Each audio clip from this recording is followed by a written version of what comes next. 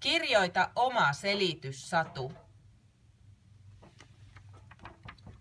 Miksi ihmisillä on yksi pää? Millainen tilanne oli ennen? Aikojen alussa ihmisillä oli kaksi päätä.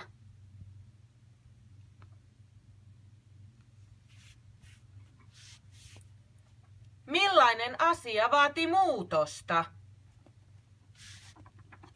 Ensin asiat sujuivat hyvin, mutta sitten tuli vaikeuksia. Ihmiset eivät tienneet, kumman pään mukaan olisi pitänyt toimia. Kumpaa päätä piti totella?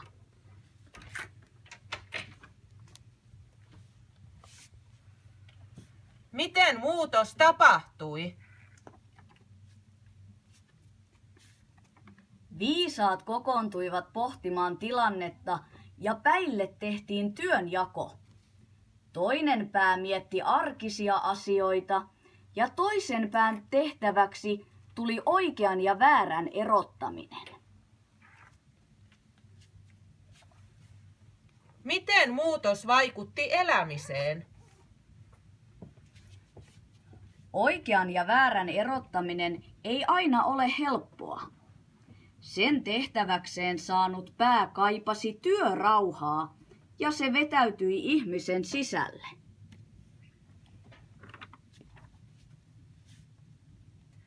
Oliko muuttunut olento tyytyväinen muutokseen? Niin syntyi omatunto. Tämän sisäisen äänen sinäkin kuulet vielä tänäkin päivänä.